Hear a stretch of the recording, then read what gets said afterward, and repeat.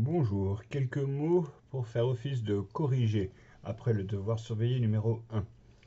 D'abord, une remarque préliminaire.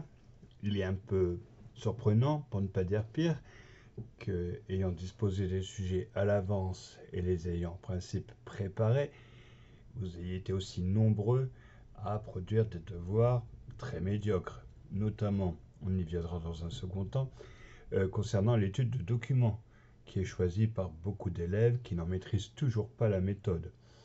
Bien. Euh, pour ce qui concerne les deux sujets de composition, qui étaient simples, que vous pouviez préparer à l'avance et qui se limitaient en réalité à deux questions de cours, euh, certains élèves avaient correctement préparé le devoir, avaient appris leur leçon, s'en tirent très bien, et beaucoup d'autres font des devoirs extrêmement décevants là encore.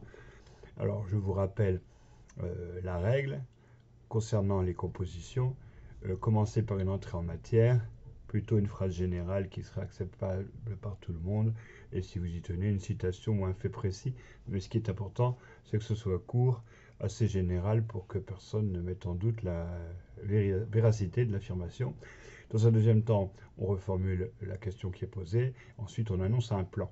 Cela, c'est valable donc pour les compositions, donc pour le sujet 1 et 2. Un certain nombre de lycéens ou lycéennes ont tendance à vouloir faire cela également quand on leur propose une étude de document. Ce n'est pas du tout ce qui est attendu dans une étude de document. Il faut suivre la méthode du commentaire. Alors, pour le sujet 1, une entrée en matière sur les grands changements introduits par la Révolution française, c'est assez simple. On peut dire que c'est le début de l'ère contemporaine, par exemple, et que donc il y a un avant et un après Révolution française, au moins dans notre pays, sans doute sur le continent européen, et peut-être même dans le monde. Ensuite, la reformulation, ces changements portent un nom.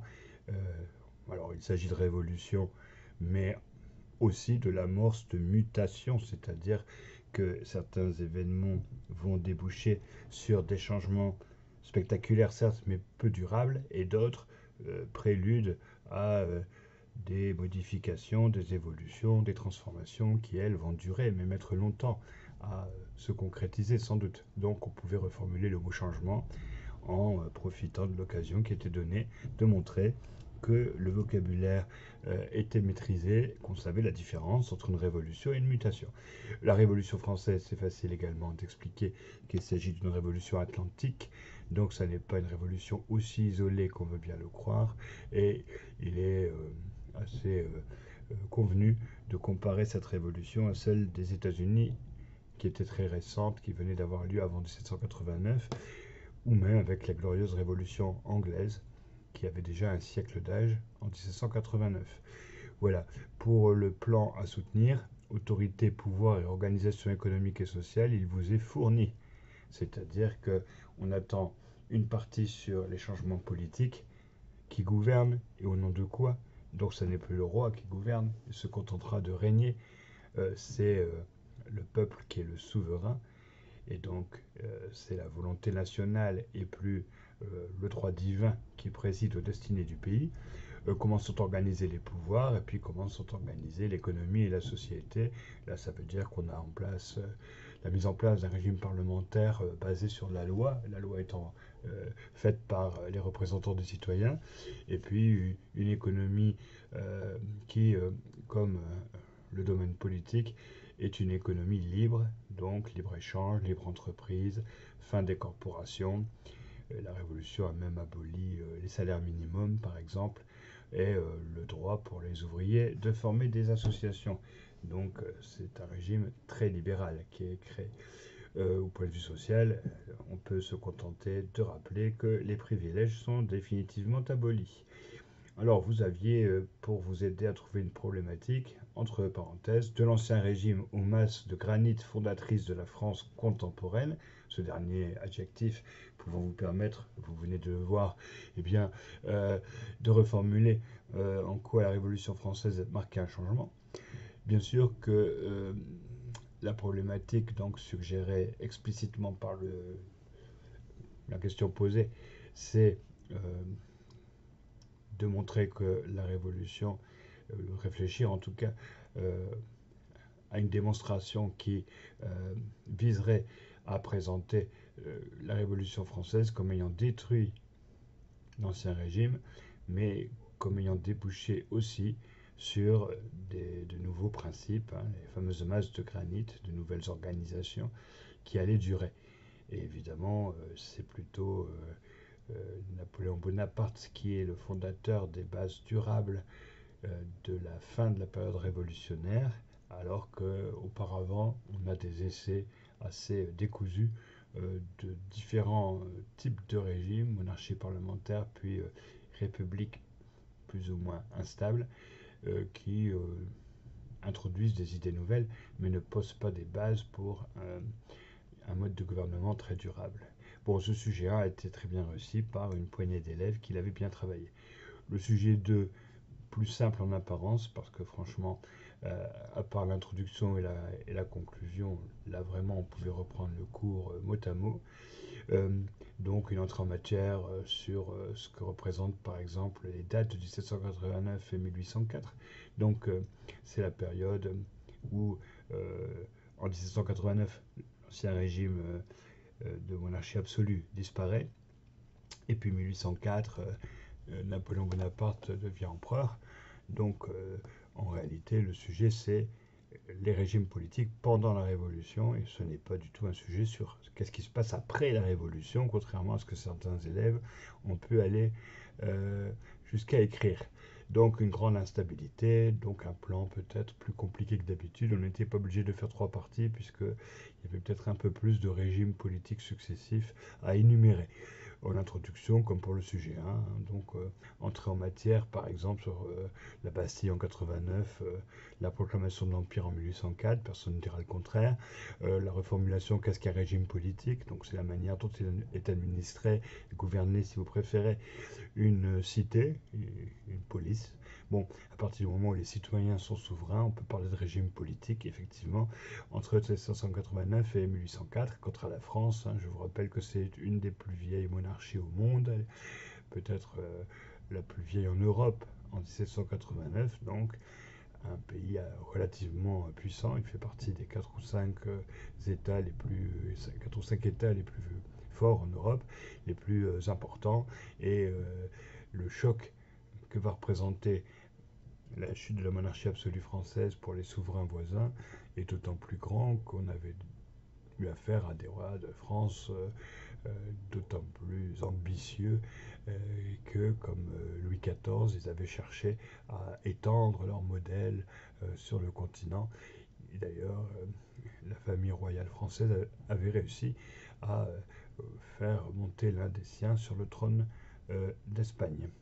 Bon, pour les sujets 1 et 2, en conclusion, il faut faire un bilan de ce qu'on a raconté dans le développement. D'accord? Donc, pour le sujet 1, c'est évident qu'il va falloir insister sur un bouleversement complet opéré pendant la Révolution, mais un bouleversement qui débouche sur finalement une difficulté à créer un nouvel ordre stable. Pour le sujet 2, c'est un peu la même conclusion, mais pour insister plutôt sur la valse des étiquettes, si j'ose dire. Alors ce ne sont pas les prix qui montent sous l'effet de l'inflation, mais ce sont les revendications opposées des différents groupes émergents pendant la Révolution qui s'affrontent, et finalement c'est le triomphe de la bourgeoisie qu'il est important de souligner. La dernière étape de la conclusion, c'est de poser un autre sujet. Hein. Par exemple, pour le sujet 1, est-ce que ces changements ont été introduits par d'autres révolutions ailleurs, ou bien est-ce que la Révolution française a malgré tout permis à certaines permanences de survivre, de subsister. Bon, bref, une question à laquelle il n'est pas question de répondre, hein, c'est juste pour faire semblant, pour faire joli, on pose une autre question que celle du sujet. Donc, pour le sujet 2, encore plus facile, quels seront les régimes de la France après 1804? Est-ce qu'on sera toujours dans l'instabilité? Et là encore, il ne faut pas répondre.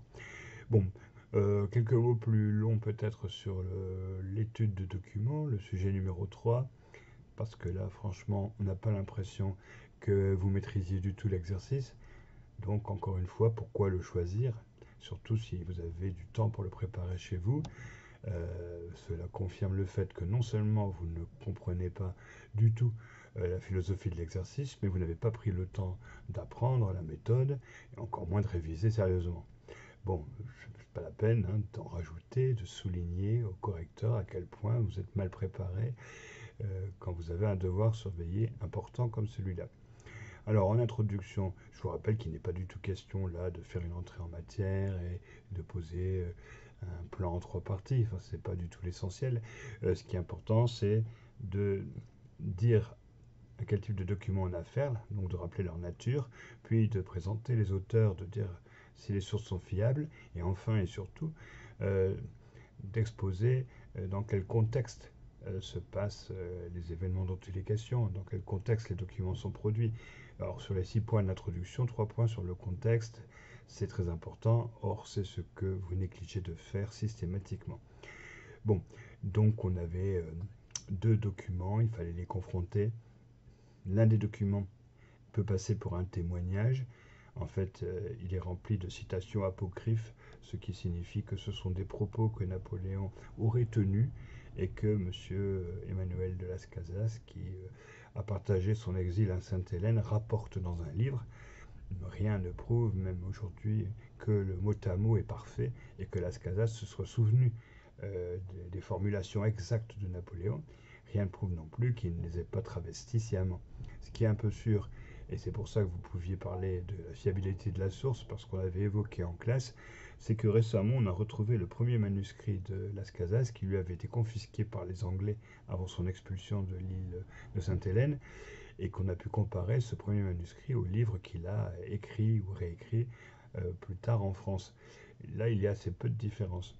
Donc on est à peu près sûr que l'interprétation que Las Casas fait des propos de Napoléon a peu varié sous sa propre plume. Par contre, il n'est pas absolument certain que Napoléon Bonaparte ait prononcé toutes les paroles que lui prête Las Casas. Donc c'est un témoignage, mais ça n'est pas un authentique discours de Napoléon. C'est le discours prêté à Napoléon par quelqu'un qui aime Napoléon.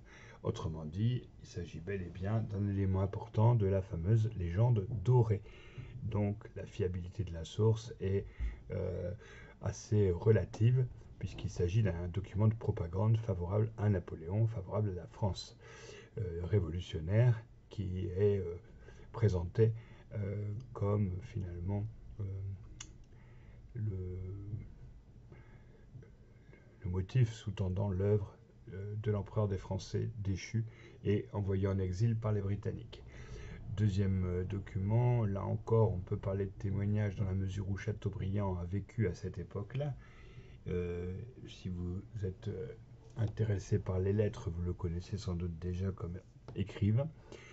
Simplement Chateaubriand est un royaliste, un militant donc de la cause des Bourbons, dont il soutient la Restauration, et il écrit son livre en 1814, au moment où le Congrès de Vienne convient justement de rétablir sur leur trône tous les monarques chassés par la Révolution, et notamment donc le roi de France Louis XVIe du nom, puisqu'il préférera feindre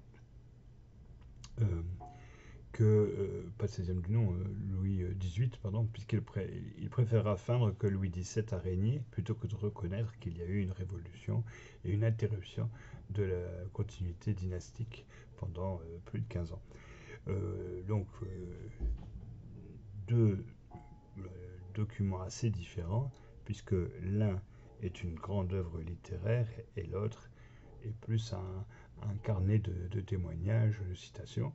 Mais deux documents qui sont de l'époque et qui ont un point commun, ils nourrissent les deux légendes opposées qui continuent d'ailleurs d'exister à propos du bonapartisme et de l'Empire. Bon, si on fait une explication ligne à ligne, notre système, ce serait d'opposer le document 1 au document 2 systématiquement. Eh bien, on verra que pas mal de choses pouvaient être citées, ce que souvent vous n'avez pas fait. Vous êtes contenté de résumer les deux documents, et puis qu'on pouvait les commenter. Donc dans l'introduction commune, c'est une introduction pour les deux documents, nature, auteur, contexte. Ensuite, vous pouvez essayer de reformuler la question qui est posée, deux visions contradictoires. Donc les visions, ce sont ces légendes, c'est-à-dire que ni l'une ni l'autre des deux présentations ne sont complètement honnêtes. Hein, ce sont des légendes dans le sens où il s'agit de forger un récit dans un but idéologique. Voilà.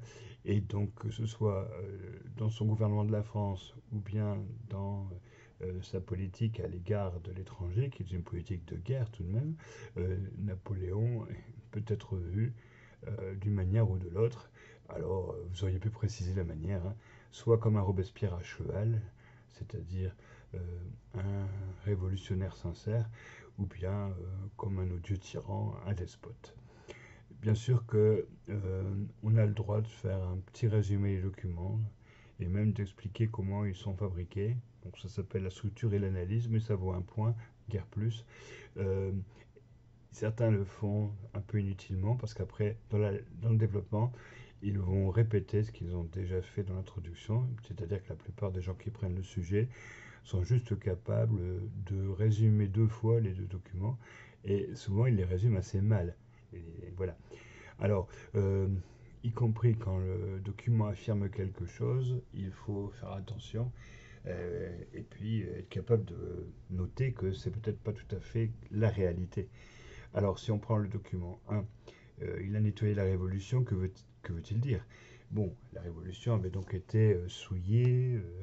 De quel point de vue? Alors, Napoléon peut faire allusion au sang versé euh, dans un contexte de guerre civile par les révolutionnaires. Il y a la terreur de Robespierre, il y a la guerre en Vendée, il y a la répression de la chouannerie. Euh, c'est vrai que l'Empire, c'est le rétablissement de l'ordre intérieur, il n'y a plus de révolte, il y a moins de brigands, on rétablit donc sous Napoléon Ier un ordre légal et la Révolution n'a plus les mains dans le sang, elle est capable en plus d'apporter donc une sûreté aux citoyens. En même temps, peut-être fait-il allusion aussi au gommage de certains excès. Les révolutionnaires les plus radicaux, comme Gracchus Babeuf, qui voulaient l'égalité des biens, le partage des richesses, bien, ils sont en prison, ils n'existent plus. Voilà. Donc il a nettoyé la révolution. Ça devrait quand même vous amener à une réflexion critique. Je vous rappelle que Napoléon Bonaparte, en tant que général, s'est fait connaître et a dû son succès au départ à la répression qu'il a menée contre les royalistes à Paris. Il a quand même fait tirer au canon sur la foule et massacré des centaines de Parisiens et de Français qui étaient hostiles au Directoire et qui voulaient rétablir les Bourbons. Donc il a nettoyé la Révolution, cela veut dire qu'il l'a rendue moins sanglante, mais c'est un peu paradoxal, lui-même avait contribué aux 10 massacres révolutionnaires. Il aurait ennobli les peuples, que veut-il dire par là? Ça veut dire que les peuples voisins, espagnols, allemands, italiens et autres, sont devenus grâce à lui des citoyens. Et c'est-à-dire que la souveraineté populaire a remplacé le droit divin. C'est dans ce sens-là qu'il a raffermi les rois. Si vous écrivez qu'il a renforcé le pouvoir des rois, vous n'avez rien compris. Non, il a rendu plus ferme leur légitimité, puisque les rois se contentent de régner dorénavant, mais ils acceptent que leur peuple soit souverain, soit libre. Donc la liberté donnée aux peuples voisins, qui sont aussi libres que les Français, grâce aux conquêtes napoléoniennes, débouche sur une transformation des royaumes voisins. Les rois qui ont accepté l'alliance de Napoléon ont donné à leur sujet une constitution et donc ont accepté que ce soit leur sujet qui gouverne, au moins qu'ils soient associés au gouvernement. Bref, ce sont des sujets qui sont devenus des citoyens, donc le pouvoir royal ne repose plus sur l'arbitraire et sur la force, mais sur le consentement du peuple. De ce point de vue-là, donc les rois sont raffermis, mais on ne renforce pas leur pouvoir, il ne s'agit pas de rétablir l'absolutisme. Napoléon est très optimiste, il est très confiant, puisqu'il pense qu'un historien saura le défendre, que sa postérité est assurée, il sera un grand homme. Alors là, on peut en dire ce qu'on veut sur le plan moral, mais vous pouvez noter qu'il n'a pas tout à fait tort. Il est encore aujourd'hui considéré positivement par beaucoup de gens dans le monde. Son tombeau au Panthéon fait l'objet d'un tourisme assez actif, sinon d'un culte. Et je vous ai déjà signalé que sa statue, par exemple, était dans le grand hall du Capitole à Washington. Il fait partie des gouvernants reconnus comme des grands législateurs dans le monde. Ça, c'est grâce au Code civil des Français qu'il a établi et qu'il a diffusé sur tout le vieux continent.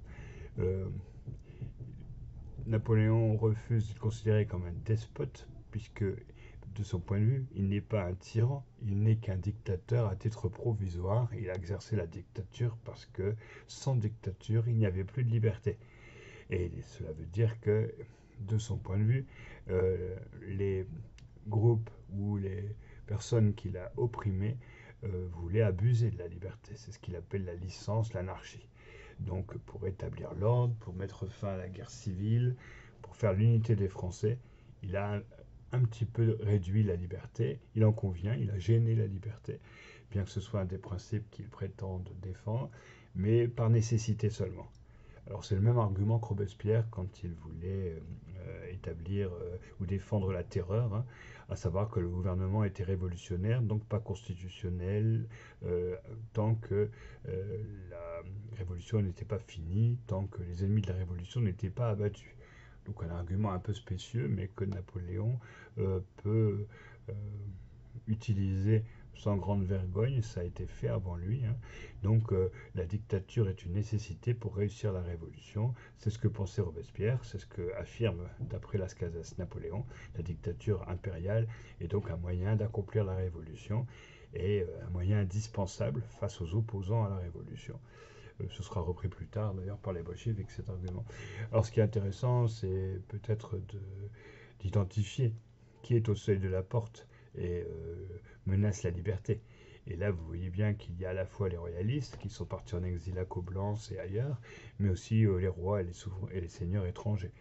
Alors, ça fait la transition avec le deuxième paragraphe. On reproche à Napoléon d'avoir fait la guerre, d'avoir toujours voulu agrandir son empire.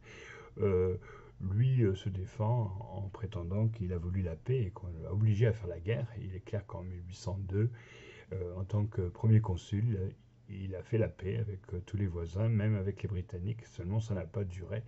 Et pour lui, ce n'est pas son ambition personnelle qui explique ces guerres continuelles et l'extension de l'Empire. Non, il a été obligé de le faire. Alors, il y a une allusion sans doute aux nécessités du blocus continental si Napoléon a révoqué ses propres frères qu'il avait nommés rois de tel ou tel pays, principauté, et qu'il a annexé la Hollande, une partie de l'Allemagne jusqu'à Hambourg et même une petite partie du littoral de la Baltique, c'est pour assurer le succès de l'embargo qu'il a décrété sur les marchandises britanniques, puisque l'Angleterre est notre ennemi. Et ce blocus continental l'a en quelque sorte contraint à annexer des territoires, y compris Rome, hein, qu'il a annexé parce que le pape refusait de suivre la même politique que celle de la France. Ensuite, il justifie plus clairement encore son désir de conquête, qui, d'après lui, est justifié puisqu'il s'agit d'étendre l'empire des Lumières, de la philosophie, l'empire de la raison. Ensuite, Napoléon Bonaparte se présente comme un humaniste, puisque grâce à lui, tous les hommes vont pouvoir utiliser toutes leurs facultés. Ça peut renvoyer à l'article 4 de la Déclaration des droits de l'homme, hein, sur le fait que les hommes naissent libres et égaux en droit. Là aussi, vous pouvez commenter assez facilement les ambiguïtés de Napoléon, qui certes a aboli l'esclavage en 1815 pendant les 100 jours, mais après l'avoir rétabli quelques années plus tôt.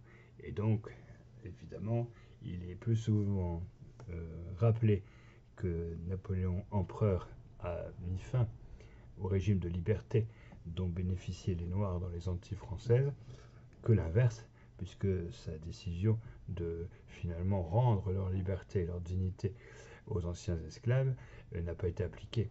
En 1815, Napoléon n'a pas régné assez longtemps pour qu'on lui obéisse dans les Caraïbes. Dans le document 2, il y a une accusation très grave de Chateaubriand portée contre Napoléon. D'abord, il utilise le mot dévorer. C'est une allusion au fait que les ennemis de Napoléon, notamment les Britanniques, le surnomment l'ogre. Et quant aux enfants, ce sont évidemment les très nombreux soldats français qu'il a fait tuer. Ces soldats, évidemment, sont qualifiés d'enfants comme dans la Marseillaise, les enfants de la patrie, mais ce sont souvent des très jeunes gens. On a vu que les femmes avaient pu, pendant la période révolutionnaire, entrer dans les rangs, et on a également eu tellement besoin de chair à canon qu'à certains moments, on a levé tous les seuils légaux et on a autorisé les mineurs à s'engager.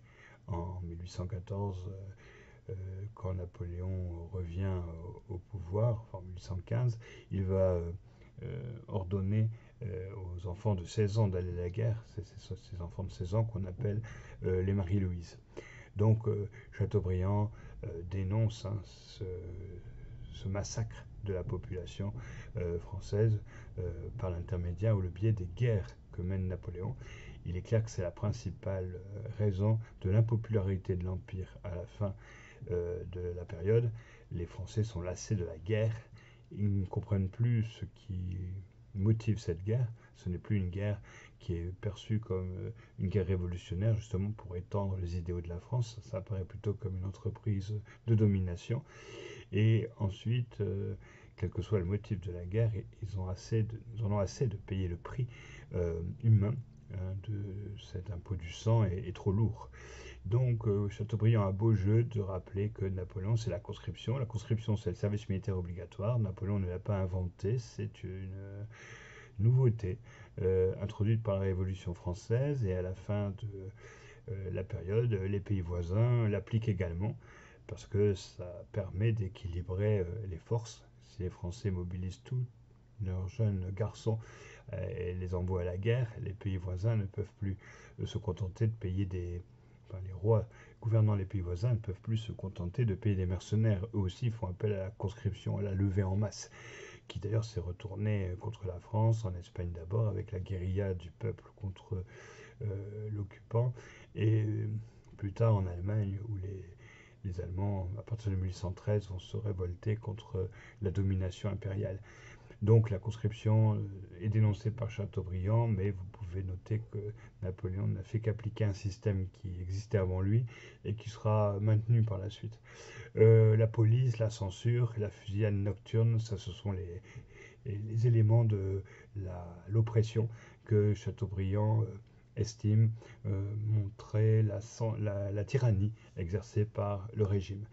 Il est clair que sous l'Empire, la presse n'est pas libre, les romanciers ne disent pas ce qu'ils veulent, et les assassinats politiques existent. Napoléon a notamment fait assassiner le duc d'Enghien, et c'est une allusion à cet incident, sans doute plus qu'un incident, qui est cet attentat qui est transparaît au travers de l'expression fusillade nocturne.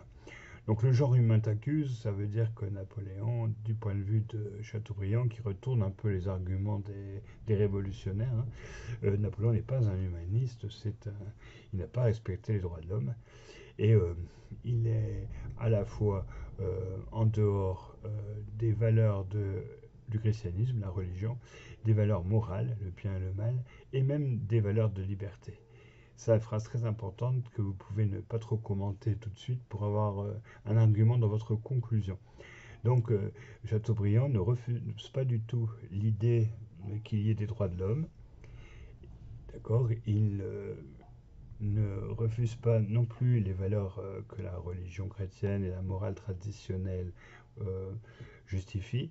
Et il ne s'oppose pas non plus au principe de liberté. Et donc, la légende noire de Napoléon n'est pas ici alimentée par un personnage qui serait ostensiblement opposé à toutes les innovations introduites par la Révolution française. En tout cas, habileté ou faits réels, Chateaubriand entretient un discours qui est très compatible avec la Révolution.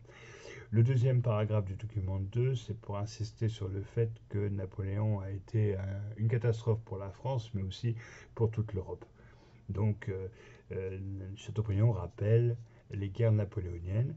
Alors, là, votre travail serait sinon de dater les événements, du moins de les commenter un peu. Donc, l'espagnol dans ses montagnes, parce que j'en disais un mot tout à l'heure, Napoléon a envoyé des troupes en Espagne d'abord pour s'opposer au débarquement des Anglais au Portugal, puis il a décidé, étant donné qu'il y avait un conflit entre le roi d'Espagne et son fils, de les déposer tous les deux et de les remplacer par son propre frère Joseph. Enfin, il a hésité. Dans un premier temps, il avait nommé un général qui s'appelait Monsieur Murat, puis son propre frère. Et le peuple espagnol a refusé ce coup de force, estimant sans doute que le roi nommé par Napoléon n'était pas légitime, il n'était pas espagnol, il n'était pas catholique, et donc a pris les armes. Mais évidemment que le peuple ne peut pas lutter contre une armée euh, sur un champ de bataille. Et donc c'est l'espagnol dans ces montagnes, c'est vraiment le paysan qui, loin de la ville, qui elle est tenue par l'armée française, euh, rend impossible à l'occupant de se déplacer sereinement dans la péninsule ibérique. Donc au départ, la guérilla des Espagnols est surtout efficace dans les campagnes, mais vous savez que assez rapidement, les troupes françaises seront mises en grande difficulté. Euh, Napoléon lui-même fera une campagne très rapide dans la péninsule, mais ça n'empêche pas que les meilleures troupes françaises, la cavalerie, vont rester coincées en Espagne sans grand résultat, puisque l'opposition de la population est tellement forte que la domination napoléonienne ne s'exerce que très superficiellement sur le pays. L'Illyrien, c'est l'habitant de l'ancienne Yougoslavie. Il faut rappeler que Napoléon a annexé ce qui est la Croatie aujourd'hui, donc les provinces illyriennes. Alors, il n'est pas clair du tout que les Illyriens en aient beaucoup souffert, parce qu'en Croatie, il y a eu beaucoup de routes et de grands travaux entrepris pendant la période française. C'est la même chose d'ailleurs en Italie, où les Italiens ont des souvenirs assez partagés de l'époque française. Il y avait un vice-roi en Italie du Nord, qui était le propre beau-fils de Napoléon, le fils de Joséphine de Beauharnais.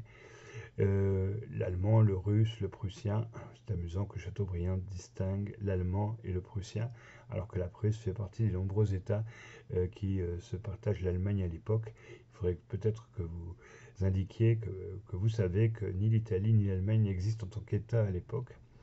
Le russe est cité, vous pouvez rappeler qu'en 1812, Napoléon a osé s'attaquer à la Russie avec 700 000 hommes, qu'il a marché sur Moscou et qu'il a mis le feu à la ville. C'est pour ça que vous avez cette allusion aux villes en cendres. Alors, Napoléon a prétendu que les Russes eux-mêmes avaient brûlé Moscou. On ne sait pas si c'est vrai ou pas, mais en tout cas, c'est bien la conséquence de l'invasion française qui a provoqué la ruine de l'incendie de la ville à l'époque.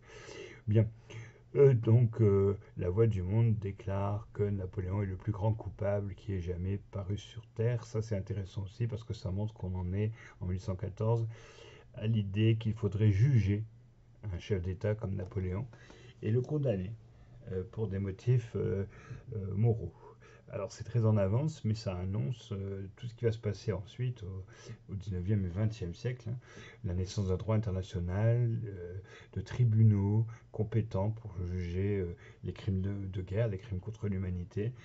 Ça finira par aboutir donc à un ordre international après 1945 dans lequel les dirigeants sont responsables, on peut leur demander des comptes. Mais en 1814, c'est purement littéraire, c'est un artifice. Euh, Napoléon ne peut pas être jugé, il sera exilé mais sans procès par les Britanniques, hein, d'abord à l'île d'Elbe et puis ensuite à Sainte-Hélène. En conclusion, vous pouvez quand même montrer l'intérêt des deux documents et je pense qu'une chose qui pouvait être notée, c'est que les deux parlent de liberté, les deux revendiquent d'aimer la liberté. Ça veut dire que Napoléon est décrit comme un libéral qui veut la liberté des Français, la liberté des Européens, mais que Chateaubriand, lui, condamne Napoléon au nom même de la liberté des peuples qu'il a opprimés. Donc, ce qui est sûr, c'est que le bilan de la période, c'est le triomphe du libéralisme. Et là, vous pouviez montrer, même que vous saviez ce que c'était. Donc voilà, l'intérêt des deux documents, c'est que Légende noire et Légende dorée semblent s'annuler, mais en fait, si on regarde avec attention, elles se réclament de la même idéologie libérale. Ensuite, quand on a montré l'intérêt des documents, ou avant d'ailleurs, on peut essayer de les critiquer. Alors, si vous ne l'avez pas dit avant, vous pouvez, mais c'est sûr que ni l'un ni l'autre des documents ne sont impartiaux. Ce sont des documents, l'un comme l'autre, de propagande, presque de pédagogie. Il s'agit d'expliquer le bonapartisme à la postérité, ou bien, au contraire, de justifier la restauration monarchique. Donc on s'adresse à la population en général pour la convaincre. Ce sont des documents donc très partisans. La portée de ces deux textes, eh bien, c'est la naissance, donc pendant les siècles suivants, d'une vision un peu duale de Bonaparte jusqu'à aujourd'hui encore. Le bilan de la France napoléonienne interroge, même si évidemment pour nous qui sommes un peu loin de cette époque, il est assez facile de nuancer et de considérer que ni la légende noire ni la légende dorée ne sont totalement recevables et que Napoléon a pu être un tyran, dirigeant très belliqueux, responsable de beaucoup de morts, tout en assumant également un rôle de propagateur de la Révolution française. Et d'ailleurs, dans le cours, il y avait l'idée que certains idéaux de la Révolution française, Napoléon les avait exportés malgré lui, et plutôt à ses dépens. Et par exemple, l'idée qu'il y a une nation française en France, donc une nation espagnole en Espagne, une nation allemande en Allemagne, et que cette nation doit être souveraine. Ça veut dire pour Napoléon que les monarques en place sont assez facilement détrônés et remplacés par des amis à lui, mais en réalité ça veut dire aussi pour les peuples étrangers qu'ils n'ont pas à subir la férule de la France.